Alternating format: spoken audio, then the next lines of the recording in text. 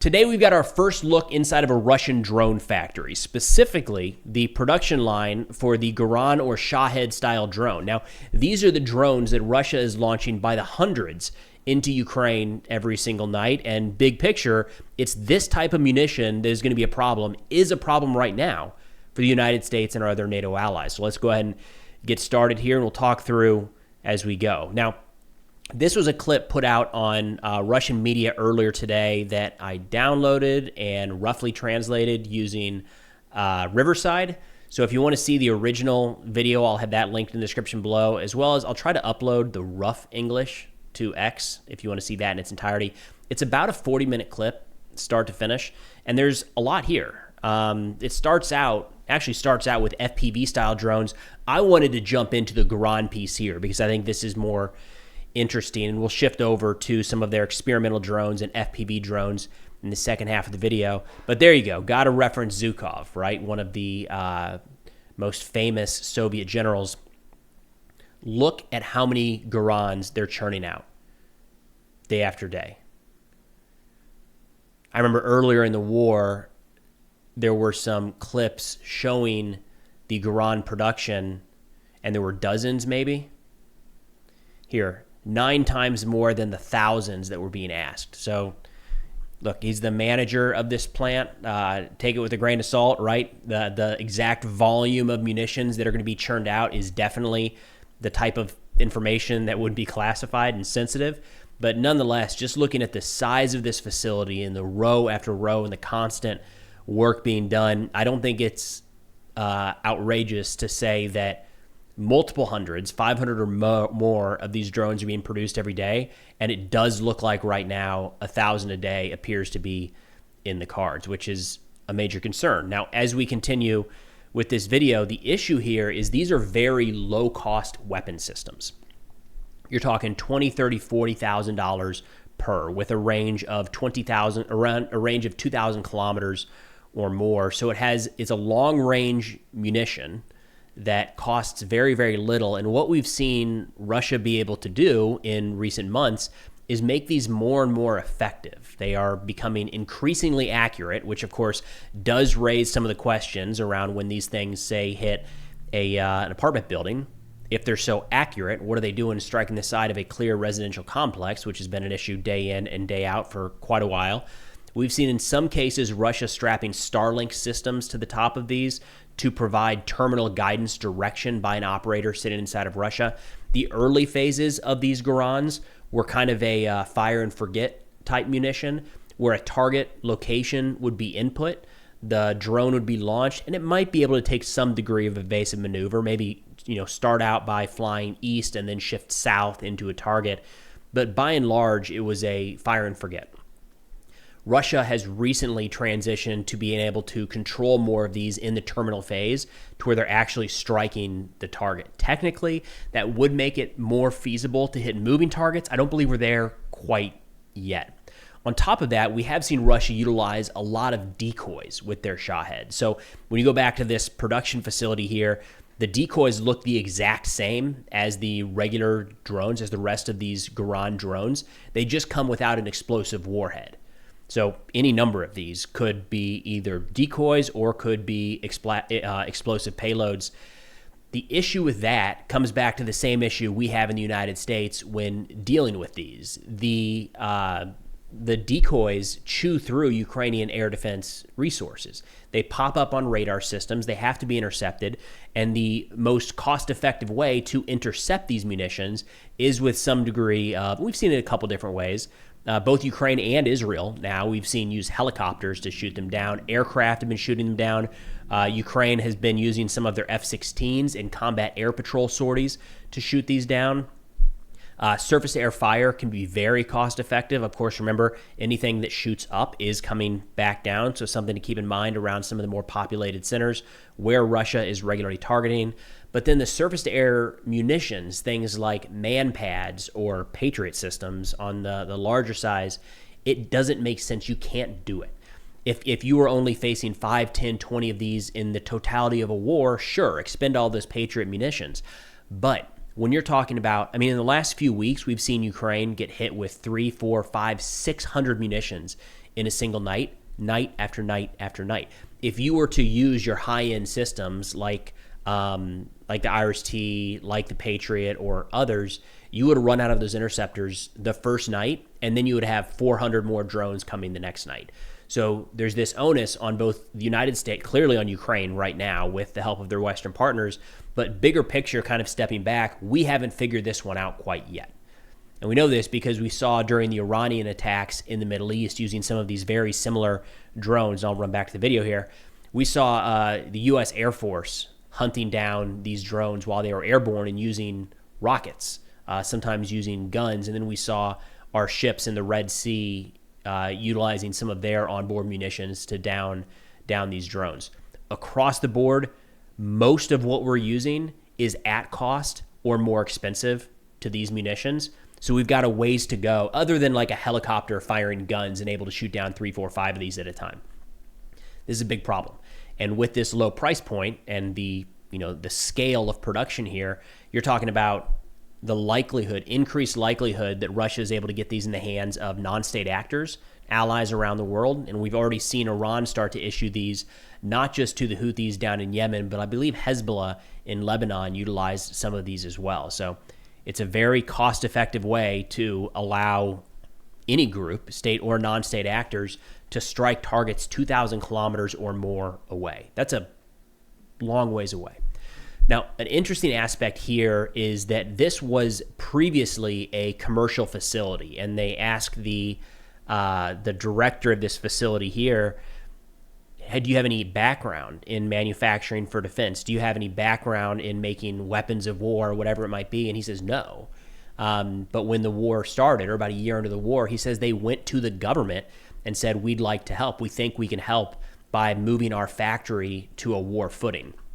And that's what he's getting into right now, how so much of the Soviet country transitioned over to churn out tanks, which I think is actually a really good comparison here, because there were stories, especially during the Battle of Stalingrad, where some of the tank factories were online. The tanks would roll out the front door and enter the fight, as in like straight from the factory, turn a couple corners, and all of a sudden they're engaging some of the Nazi troops there.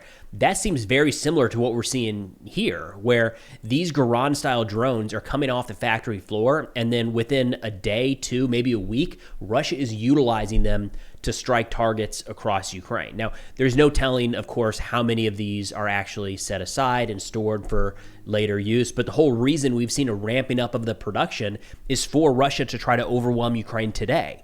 So I don't know that they're sitting on some massive stockpile of these munitions down the road.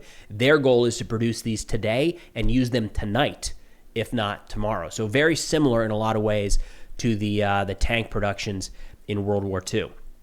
Moving back to the clip here, they actually mention that they employ some pretty young people. They mentioned the VT-20, which is a semi-automatic weapon produced by the Soviet Union in mass. So a lot of World War II references here, which is not all dissimilar to most Russian media at this point. But they talk about, God dang, there's so many Gerans in there. And they're big. Hopefully this drives home just how big these things are too. I feel like a lot of times we hear drone and people think small little quadcopter that you can carry around in a backpack. These are missiles, right? These are small cars flying at people. In fact, at the end of this clip, you're going to see it on the back of a truck for a good size comparison. But right here, they talk about college students, okay, but also people fresh out of 9th grade. Look, I don't know what 9th grade is around the world. Here in the United States, 9th grade is 14, 15 years old. So that's a kid. We generally throw 18 as the time that a child becomes an adult, can join the military, things like that. Maybe Russia is just kind of putting out there into the open. They've got some 14 and 15-year-olds working in this drone production facility, or maybe that's one of those things lost in translation here. But nonetheless, this is what it looks like when a country starts to make that move towards a full-scale war footing. Russia is not there quite yet. They are a lot closer than we are here in the West. And again, very reminiscent of a lot of what we saw in the United States during World War II, where factories just shifted over and started pumping this stuff out to win the war day after day. Another piece worth highlighting here is they've hit on a couple times how this is a commercial facility. It's not doesn't look military from the inside at all, except that all of these are weapons of war. It wouldn't be crazy if Ukraine, which I have no doubt is probably looking over this footage and trying to identify exactly where this thing is so they can fly some long-range strike drones into it to at least, if nothing else, slow down the production of this facility. But I would expect that this gets hit with a drone at some point, or an IED goes off or set fire, and the immediate response is that a civilian factory was attacked by Ukraine. When, as Russia transitions more and more of their industry from purely civilian use to maybe mixed use, or in this case, unless there's like large parts of the factory they're not showing, this entire thing is simply producing weapons that are being used to kill Ukrainians day in and day out. Now, they do kind of wrap up this Geran portion showing the launch of these drones. For whatever reason, they're all about these Ram trucks right now. They put out a bunch of pictures showing these as well. I don't know exactly why. Maybe just kind of a poke in the eye to any Americans like us watching this. They do have a lot of their own domestically manufactured trucks that seem like they could do the trick. But nonetheless, start to finish here, we've got a very low-cost operation. So you've got pickup trucks launching these things. You've got low-cost hangars. Look at what they're being stored on, just some welded pipes together.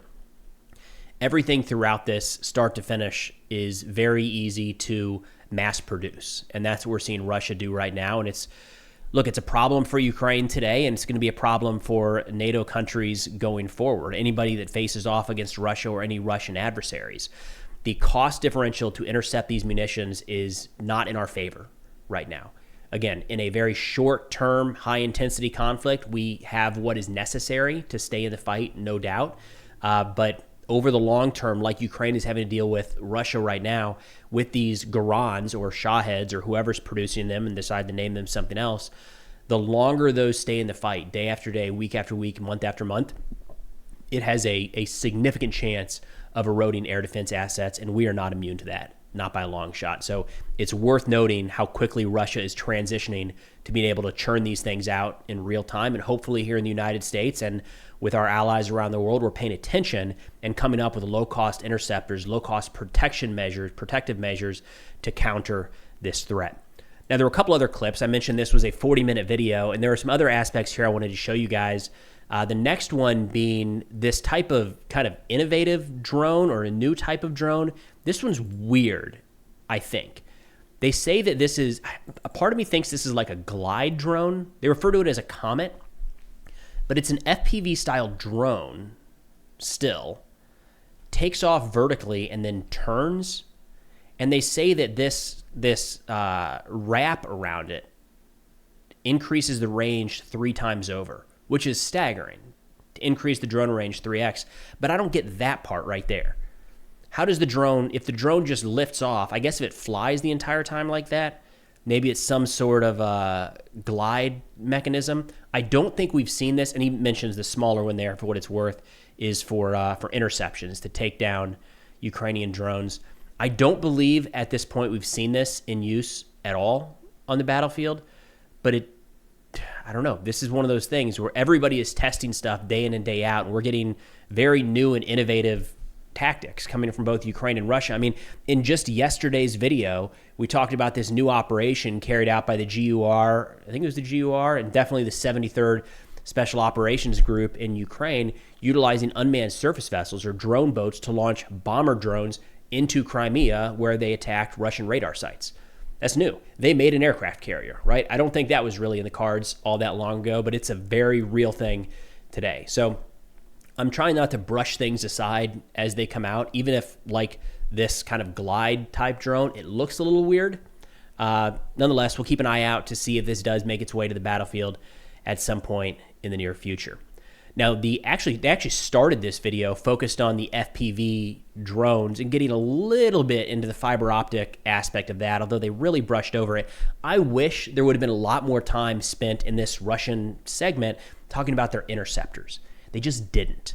They at one point talked about, we've got this new shell from a shotgun that can effectively shoot. It's best designed to shoot down drones, but they just showed a guy shooting a shotgun. And then the interceptors were like this previous video where the guy's just holding one saying, yeah, this is one of our interceptors.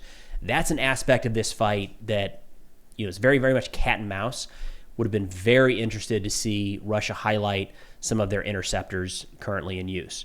But nonetheless, shifting over to this FPV version, they say they're following a group of Russian soldiers in the Sumy direction from the 40th Brigade. And something I want to note here is this is the exact same that you're seeing from Ukrainian soldiers in a lot of ways, especially when you're getting to the FPV tactics. Cat and mouse is the best way to put it. We see new innovations on one side. It's shortly thereafter copied by the other side. There are relative advantages in a lot of different directions, but this movement here of pilots and operators towards the front line with a handful, 5, 10, 15 FPV drones, and then launching just strike after strike after strike, that's the FPV war right now. I wanted to play this because we generally see a lot of that aspect from the Ukrainian perspective, not a lot from the Russian perspective. And something else they highlighted here that I don't think I've seen a lot on Ukrainian videos is the maneuvering of these drones and how they can do these barrel rolls. I don't know why you do a barrel roll in an FPV drone. That seems like a good way to when you got a big warhead strapped to it, seems like a good way to lose control of the drone entirely. But they also highlight something we talk about quite a bit on this channel, just the effectiveness of these pilots and how accurate they're getting. They're not just hitting static targets, but they're able to hit motorcycles on the move, fly into trench lines, into dugouts. We've seen them move around fences that protect, say, armored fighting vehicles or artillery pieces or mortars in the tree line. We've seen them dodge trees, especially when they have the fiber optic cable attached. I've seen some folks recently talk about, hey, maybe a bunch of drone operators from around the world could get together and go participate and help Ukraine, maybe, right? Have just that many more pilots.